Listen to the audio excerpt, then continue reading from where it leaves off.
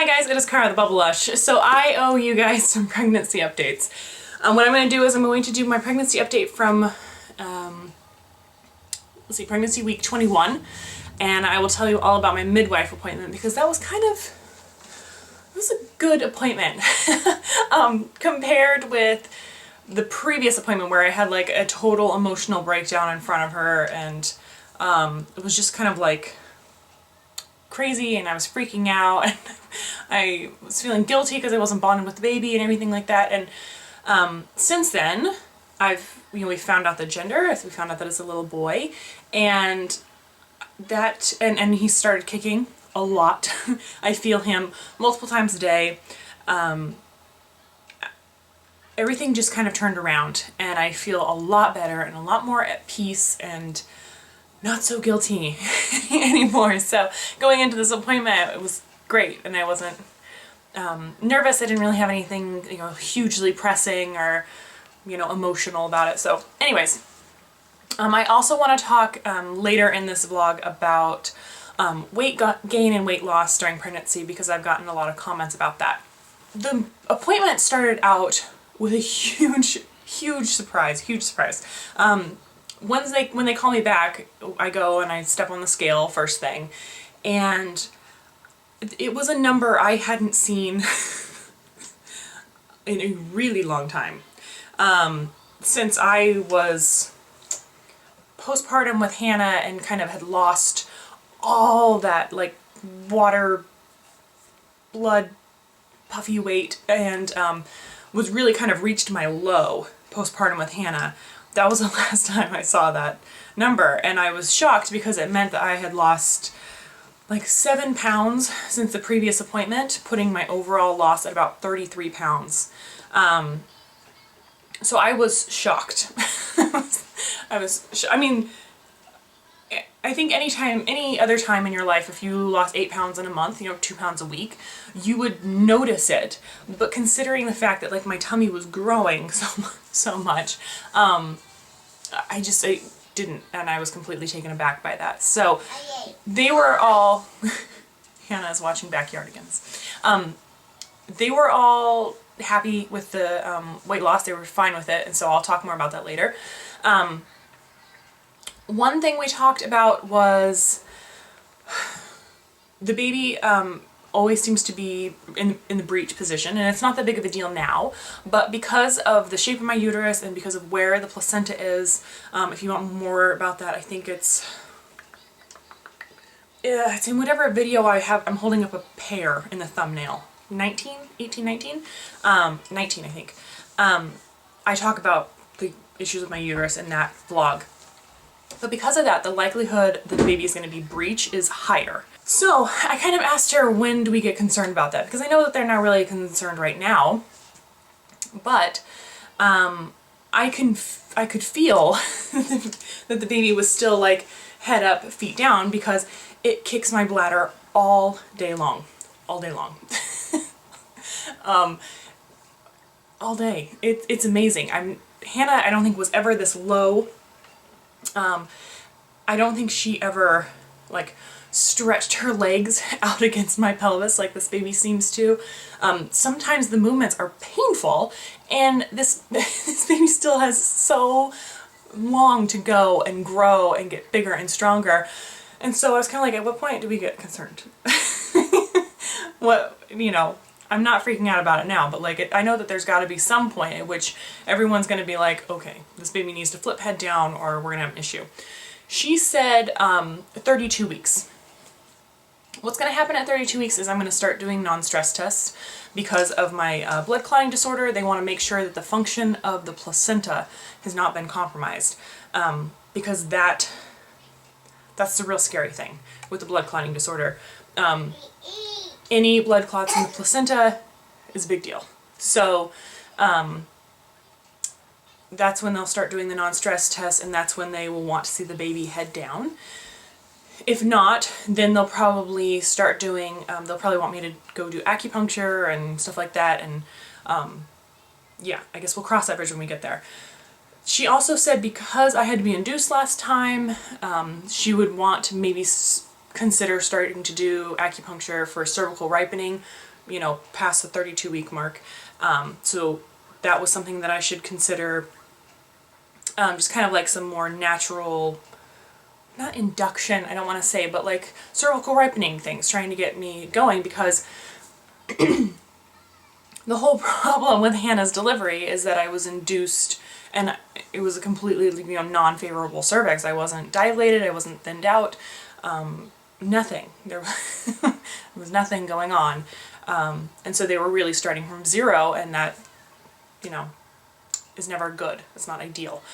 So, I also talked about how just kind of the idea of labor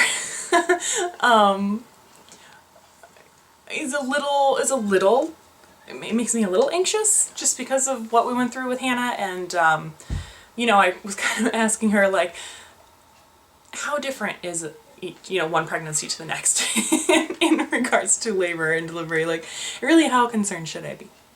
And she said, you know, every labor is different, and if there wasn't like a, you know, my pelvis was too small to get the baby through, or that sort of thing, or the baby is, you know, 10 pounds plus type of thing, then I guess they consider each pregnancy kind of independent and each experience its own. And I've heard a lot of that from viewers and subscribers as well. So I'm just trying to kind of put my mind at ease about that. We are looking into a doula, just because,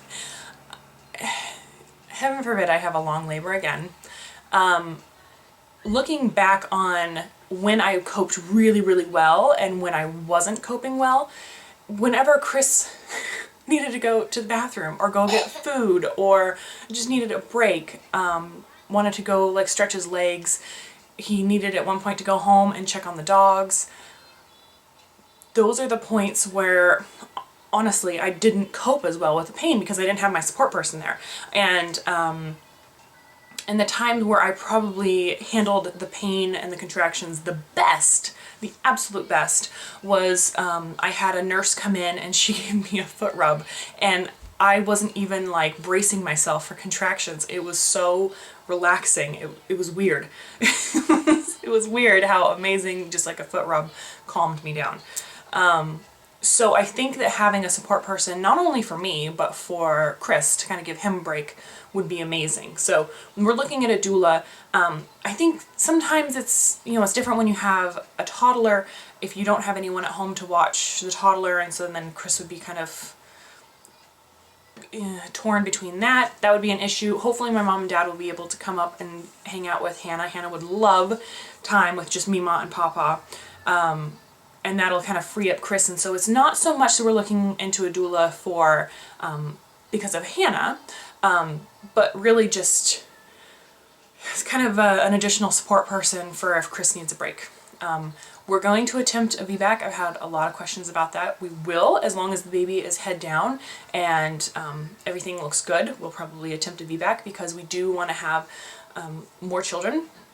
And the more C-sections you have, you know, kind of the worse it is. My goal is to not ever have another C-section, but if I do ever have to have another C-section, I really hope it's just a scheduled one and it's not an emergency C-section, you know, as the result of a failed induction. That's kind of like my worst nightmare, of having to go through all of that again and then end up with a rushed, hurried C-section. I would much rather, if I have to have a C-section, just have it scheduled and kind of be calm about the whole thing. So that's kind of my preferences, and like I said, I've had some questions about the whole VBAC thing, and yep, that's what we want to attempt. I'm not allowed to do a water birth since I already had a C-section, but I can labor in the water if that's something I choose to do. I really did like laboring in the water with Hannah. I thought it was extremely relaxing, and but I hated, for example, I hated the birthing ball. Bouncing on the birthing ball was like awful. To the point where I made Chris completely take it out of the room because just looking at the thing pissed me off. so yeah, anyways, that's a little bit about me and birthing. But again, maybe this time I'll love the birth ball, who knows. It might have just been the way that Hannah was in the pelvis, because she was corkscrewed in there like nothing else. Okay, so we talked about that I will be doing non-stress tests later on in the pregnancy, about 32 weeks. That's kind of the cutoff for breech. And is there anything else really we talked about? So I think that's about it that we talked, I talked with at the midwife appointment. But I did want to talk about kind of my perspective on weight gain and weight loss and stuff during pregnancy, because I've gotten a lot of questions and a lot of people being like, you've lost how much weight and you're pregnant? Thinking that it's like really weird or dangerous, or that I'm dieting or whatever. So let's chat. Okay, so yes, I lost quite a bit of weight in the first trimester because of nausea and morning sickness, and just generally not being able to eat anything, not being able to hold anything down. Yeah. I lost a lot of weight, a decent amount of weight with Hannah as well. I think I lost 9 pounds. Yes. I lost 9 pounds with Hannah. So let's look at the weight gain and weight loss with Hannah, and then we'll talk about with this pregnancy. Where I started out, the first trimester, I lost 9 pounds. And then as of like the day that I went in for the induction, I had gained 20 pounds. So I was 11 pounds over my pre-pregnancy. Does that make sense? Because I went down 9 and then 11 over 20 pounds. Okay. And then just a couple weeks after postpartum, he's a little, he turned him off. I don't know what she's talking about. Something with backyardigans. No one ever told me that after a C-section I was going to swell like nothing you had ever seen, to the point where I thought I was going to get like stretch marks on my feet. It was awful. But after I lost all that, and after everything kind of equalized, and I was willing to step up on the scale, so I was at like 11 pounds above pre-pregnancy, and I got down to like 25 pounds below pre-pregnancy. I lost quite a bit, and then I kept losing, and then I went back to work, and my job was pretty much most days a desk job. So 10 hours a day of sitting at a desk, plus an hour on each end of driving, commuting, and so it was just a really sedentary lifestyle. So combined, so like what, there's like a year and a half of working a desk job, which it was really, really easy to gain weight. And then all the stress, oh my goodness, the stress of the injectable rounds that we did in the spring. I gained some weight during those as well. So it's not really that big of a surprise that I lost weight in the first trimester, and then now I'm still losing weight because I'm not sitting at a desk 10 hours a day, or in a car, an additional 2 hours a day. I am up running around after a 2-year-old, and I don't really ever sit down unless I'm checking something at the computer. So I think some of it has to do with pregnancy symptoms, but a lot of it is just a complete change in lifestyle that I've had, and I'm a lot more active now. We go on walks. Like I said, I'm playing with Hannah all day, and I think it's just easier to lose weight. So because of that, it's just kind of, I don't know, I've just lost weight. I don't know. What do you want? I do think that it is important for me personally to watch how much weight I gain during pregnancy, because like I said, I gained a total of 20 pounds with Hannah, and I delivered a 9.5 pound baby. Phone. So I really didn't gain that much weight for a pregnancy that went 42 weeks. Yet I still ended up having a really large baby. 9.5 pounds it's a big baby. Considering how tall Chris and I are, it's not like freakishly large or anything, but for the average person, I think that a nearly 10-pound baby would be kind of shocking. And so, anyways, it's just kind of important to me to watch how much weight I gain, because for the baby's health overall, and to increase my chances of having a VBAC. So I think that's about it. If you have any questions, leave them below. I'm going to run out of tape here in a second. But yeah, so for those of you that are concerned that I was dieting or whatever, I'm not. It's just a huge change in my lifestyle. But weight gain during the course of pregnancy is important. It is something that I monitor. I try to weigh myself every day to every other day just to kind of keep track of where I am. It's not something I stress over, but it's something I monitor. So, yeah. leave any questions or comments or concerns in the comment section below, and I'll talk to you guys later.